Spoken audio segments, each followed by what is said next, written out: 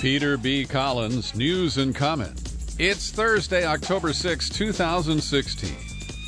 This free podcast is available on YouTube. And today's edition is dedicated to the memory of Brian Bullard. Brian worked with me on a morning radio show in San Francisco back in the 1980s. And he suddenly passed away after a long illness.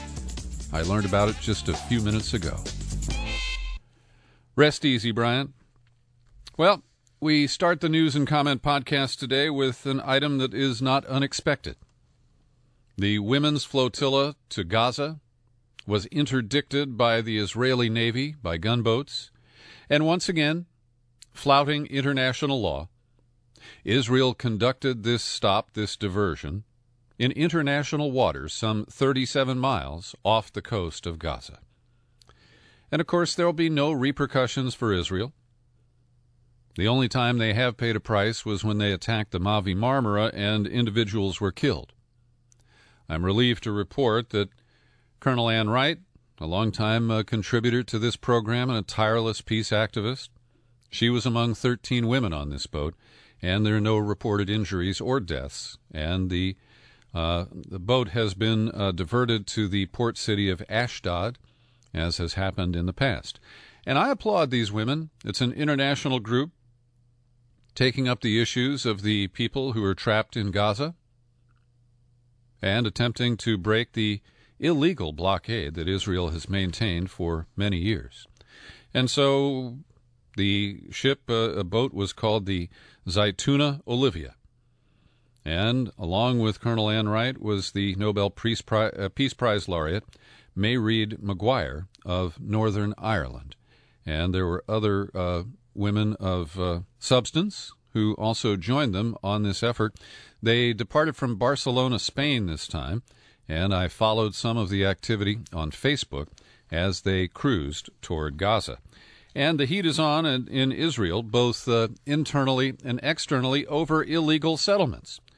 And 2 years ago, the Israeli Supreme Court ordered the residents of the illegal settlement called Amona to vacate no later than Christmas Day of this year. Now, December 25th is not a significant day in the Hebrew or Israeli calendar, but that is the deadline.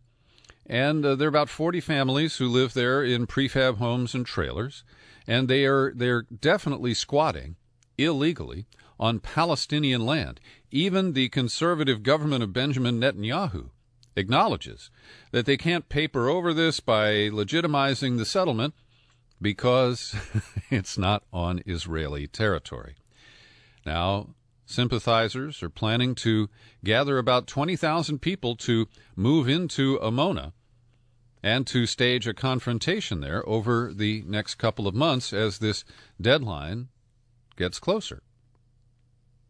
And the number of settlers, as they're called, on the West Bank has grown now since 2006, when it was estimated at 250,000, to 400,000.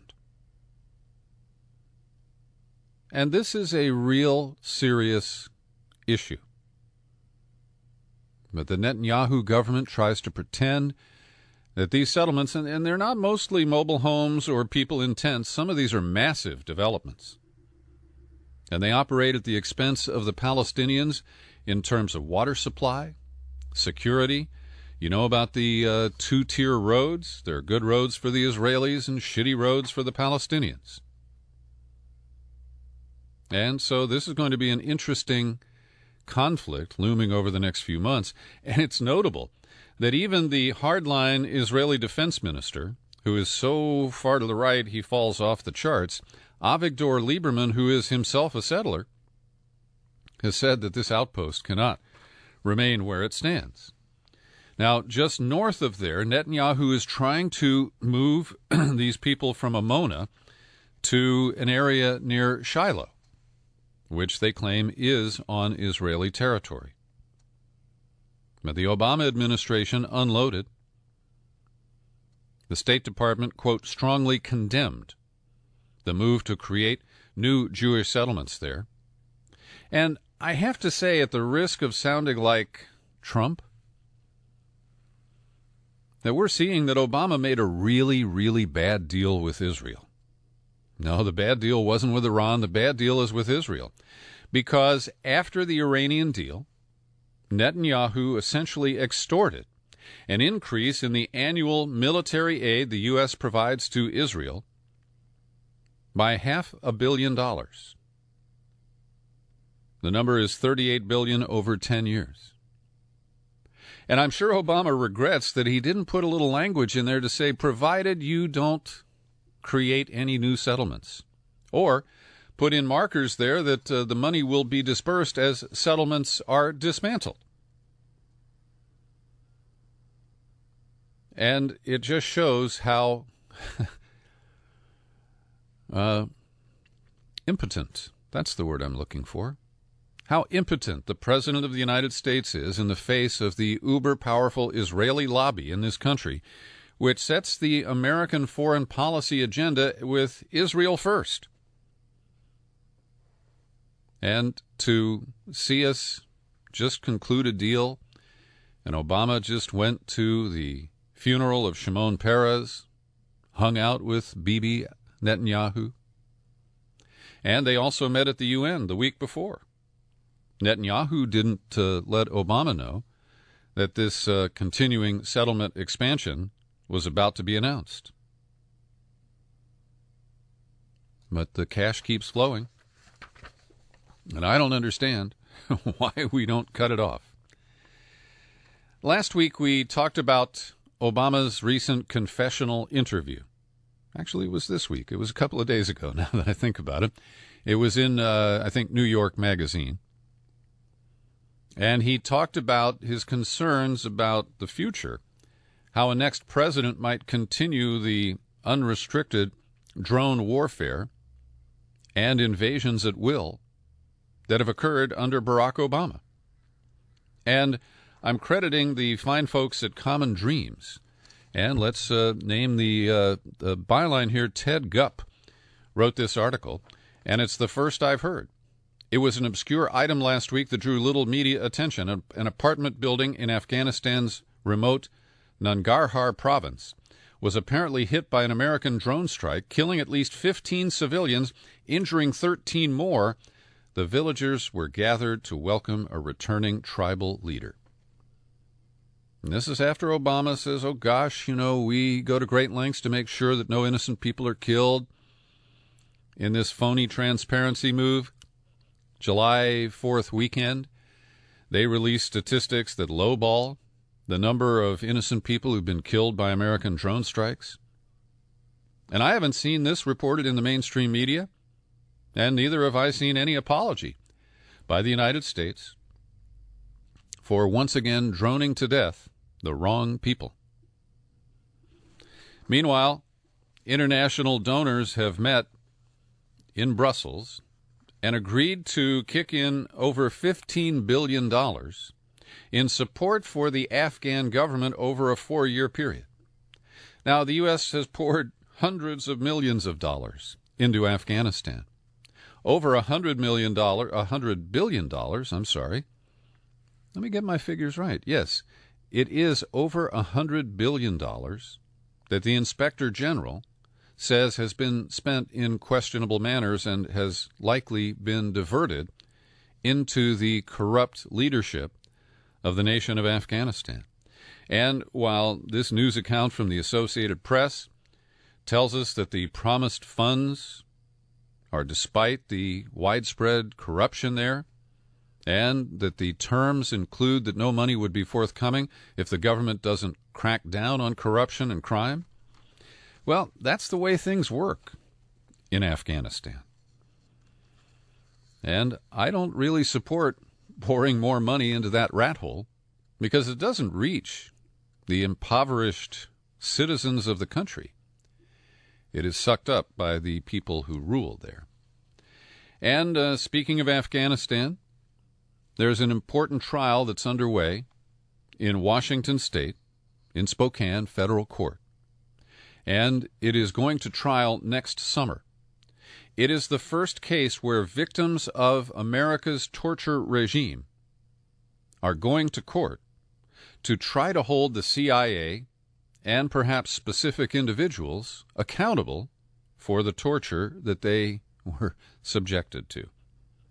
And what is interesting in this development is that the judge in this trial has ordered depositions from high-ranking CIA officials, Jose Rodriguez, who was head of the Counterterrorism Center, and John Rizzo, the former acting general counsel at CIA. And this is new territory because they're going to be asked to provide testimony about things that have normally been kept out of court as state secrets, as methods that cannot be divulged because of national security. And the case is against the two architects of the torture program. We've talked about James Mitchell and Bruce Jessen in the past. And Jason Leopold over at Vice News has done a great job exposing who these guys are and how they earned $81 million devising the torture program for the Bush-era CIA. So I think that this is an important step forward towards some form of accountability.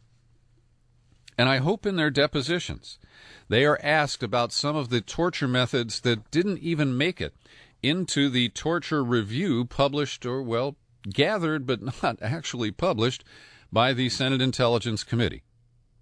And we've talked at great length about the Feinstein torture report. Well, Human Rights Watch revealed last week that two men from Tunisia who were initially held at the so-called Salt Pit prison in Afghanistan and then moved to Guantanamo before they were ultimately released without ever being charged or tried, they were subjected to forms of torture that don't show up in the Senate report. For example, a man named Al Gharisi describes what appeared to be an electric chair. He said, "I saw an electric box, the chair. They said, 'We will torture you with electricity here.' They put him into it, they wired him up, but they never actually gave him a jolt." But even if it wasn't a real electric chair, just the threat of it is certainly abusive and rises to the description of torture. And that's not all. Another man named Al-Najjar described the day he was transferred to the dark prison. On that day, an Arab interrogator entered his cell demanding information, and when Al-Najjar couldn't provide it, the interrogator said, "Wait till you see what happens to you where we take you next. At the next place, we will hang you from your anus." His interrogators then doubled him over, chained his wrists to his legs. They put a bag over his head and inserted something into his rectum. Now, the Senate torture report did mention issues related to abuse, sexual abuse, anal abuse. It's called sodomy. If you penetrate someone's anus, that is a sex crime called sodomy. And this same man said his interrogators would hang him from the ceiling for 24-hour periods, his wrists strapped to a metal bar over his head, and his toes barely able to touch the ground. Often, while he was in this position, guards would beat his legs back and his back with a baton or punch him in the kidneys. He was fed only every 3 days and forced to wear a diaper that was only changed every 4 days. Now, I'm going to stop here because I find this quite distasteful, and I imagine you do as well. But it really details the ugly actions that were taken by our government, authorized at the highest levels. Consultants were called in to manage the types of torture that would be applied. And not a single person has been held accountable. And we need to change that. I hope it'll happen soon. And I hope this case will be a catalyst for that. Today, I'm releasing an in-depth interview with Bogdan Jakovic. He is a whistleblower who exposed the failures of our airline security systems on 9/11. And he's written a powerful new book where he explains his career starting in the Coast Guard, then working for the Federal Aviation Administration as a security specialist.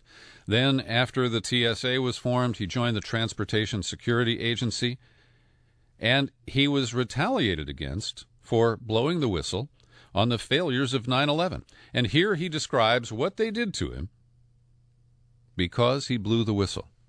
But the very first thing they did was take away all my job duties.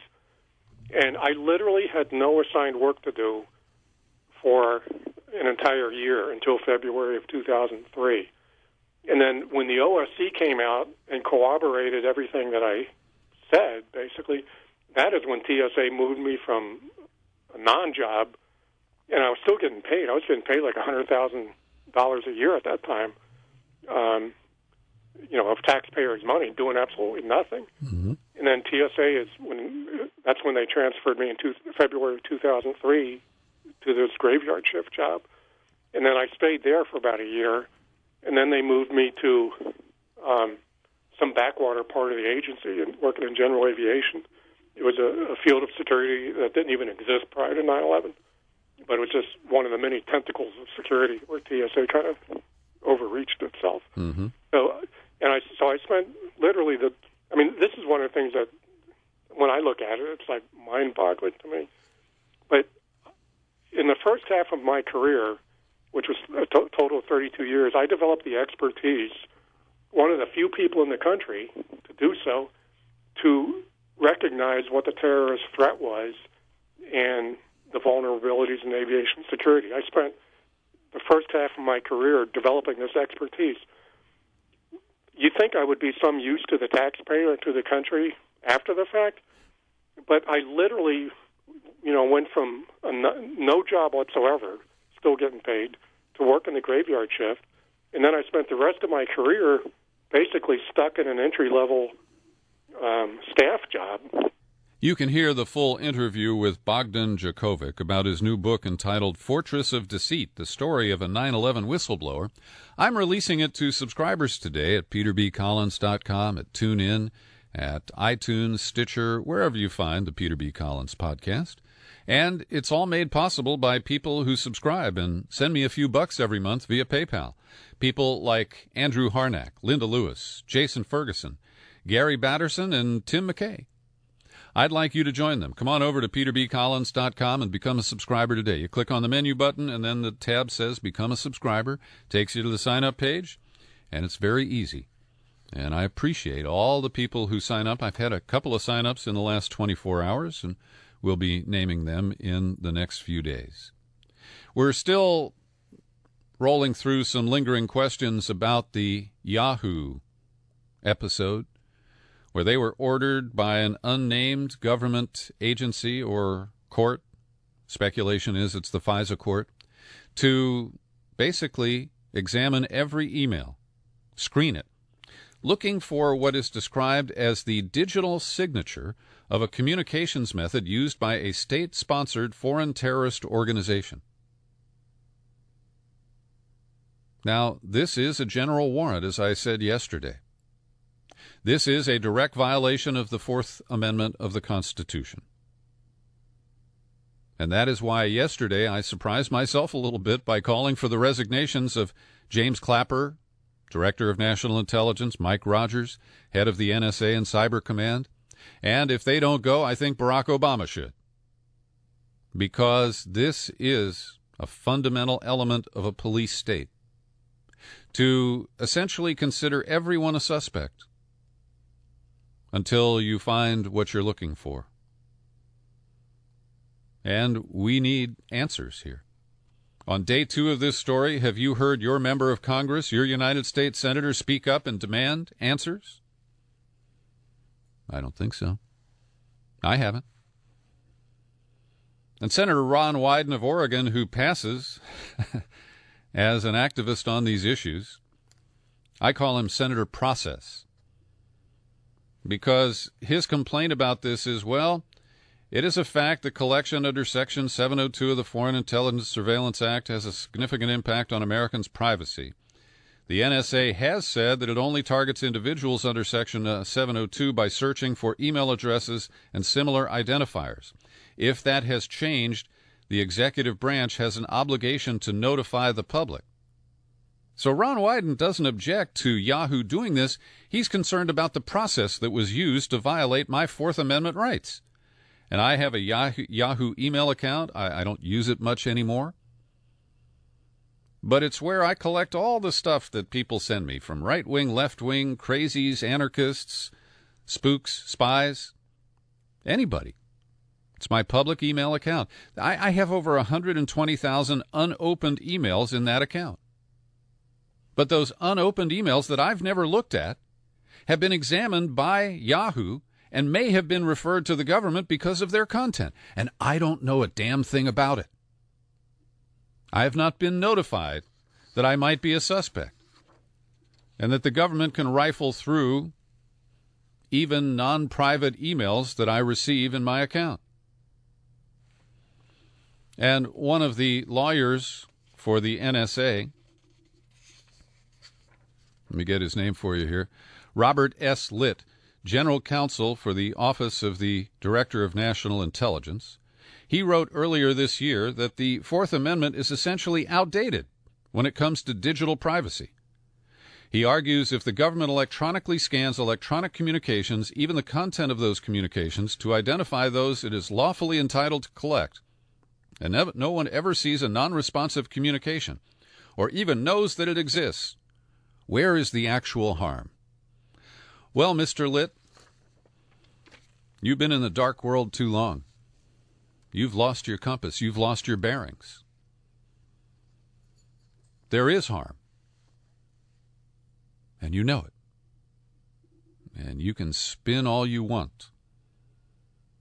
But it doesn't change the facts. Well, I'm gleefully reporting to you that there is a food fight at Fox News among the overpaid anchors. It's extremely rare to see these overpaid talking heads argue amongst themselves.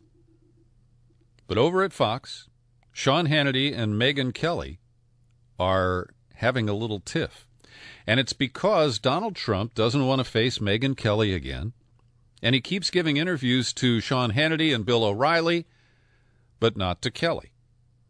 So he's playing one off against the other. Trump is skillful with that sort of tactic. And so Sean Hannity, because Megyn Kelly has complained that Trump won't talk to her, at least not these days, that leads Sean Hannity to conclude that Megyn Kelly supports Hillary Clinton. Now, what is the meanest thing that one Fox employee can say to another? Oh, you're a Clinton supporter. So this occurs as, tomorrow? Fox is going to observe its 20th anniversary of poisoning the American media. Roger Ailes pointedly will not be there. He is busy talking to his lawyers. But this is interesting. And Megyn Kelly said, with all due respect to my friend at 10 o'clock, that's Hannity, he, Trump, will go on Hannity and pretty much only Hannity and will not venture out to the unsafe spaces these days. And that's what led Hannity to fire back.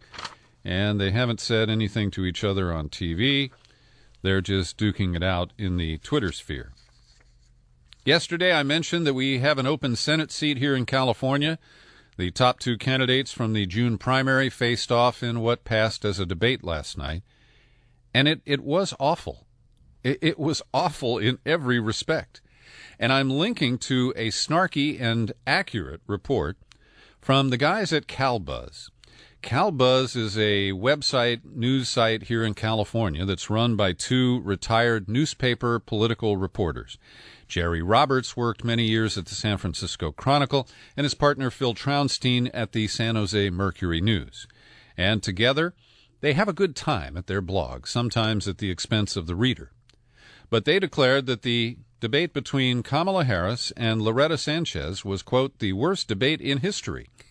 And they're right. And the only thing that really saved it was they inadvertently scheduled it opposite the wild card playoff game between the San Francisco Giants and the New York Mets, so almost nobody saw this debate. But I did. And I guess Traunstein and Roberts did. They described Kamala Harris, who is going to glide to victory in November, she is so far ahead in the polls, as, quote, alternately arrogant, condescending, weak-kneed, and pandering. Some examples of her soaring rhetoric. On water, we must have a conversation around this. On fighting terrorism, we have to be smart and tough. On U.S.-Russia relations, I believe that Russia poses a serious threat to our country. But then there's Loretta Sanchez, who I know a little bit. I've interviewed her. I've seen her speak to small groups. She can be interesting, unpredictable. She has a quirky sense of humor. But she used a voice and a style of presentation that was so annoying that I wanted to throw something at my flat-screen TV. And she wanders off the point. She talks a lot about herself. And she doesn't have a prayer in this campaign. And her strategy has been to try to win over some Republican votes. But she volunteered answers last night that will turn off Republican voters while not offering much to persuade moderates and liberals. So it's really sad, and at CalBuzz they say, gosh, in a state of 39 million people, these are the best two we can find for the U.S. Senate? And I think that they're right about that. Over at Shadowproof, I want to credit Dan Wright for picking up on what is called a political gaffe. It was uttered by one Bill Clinton campaigning for his wife, who's running for president, in case you weren't aware of that. And Bill Clinton's gaffe is that he made a comment about Obamacare that is accurate, but unhelpful in a campaign where his wife batted away the call for single payer by Bernie Sanders and his supporters and said, come on, Obamacare is good enough for you. But Bill, he actually nailed it. He said, the people who are getting killed in this deal are small business people and individuals who make just a little too much to get any of the subsidies. Why?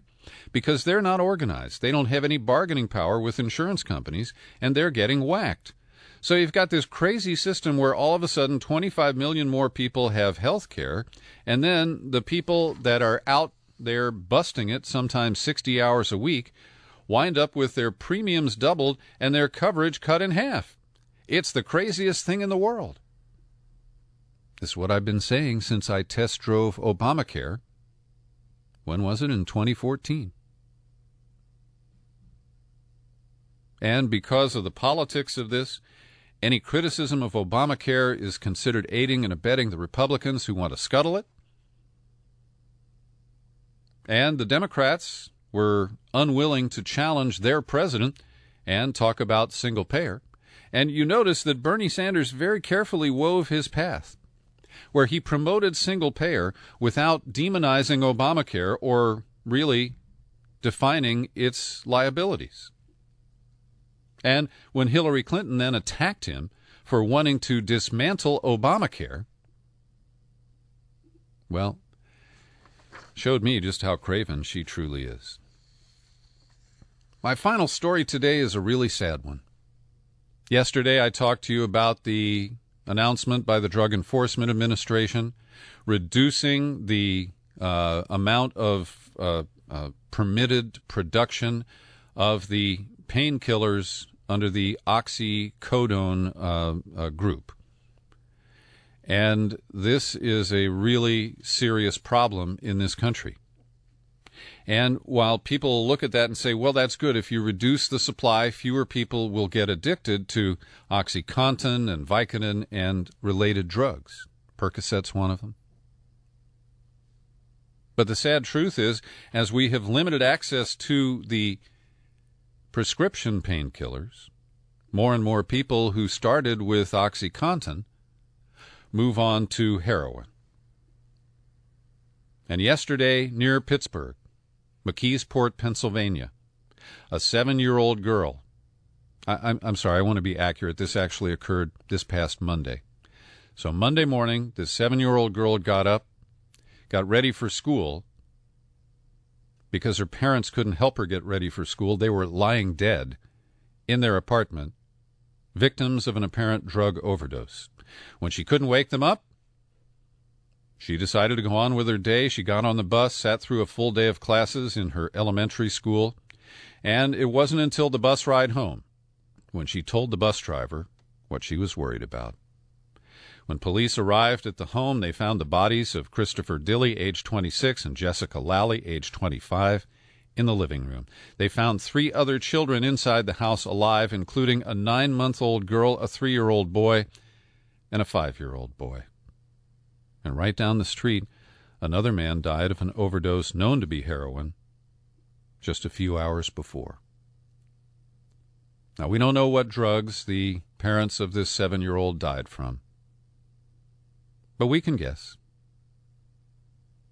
And we really have to come to grips with this as a country. Prohibition of drugs is an abject failure. Using law enforcement to try to keep people from accessing or using drugs is an abject failure. And until we stop this law enforcement approach to dealing with a serious social pathology, we're going to continue to see stories about 7-year-old girls who find their parents dead.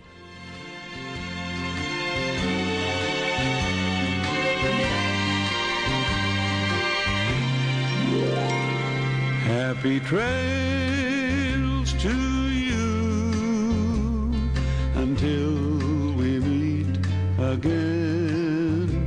Happy trails to you. Keep smiling.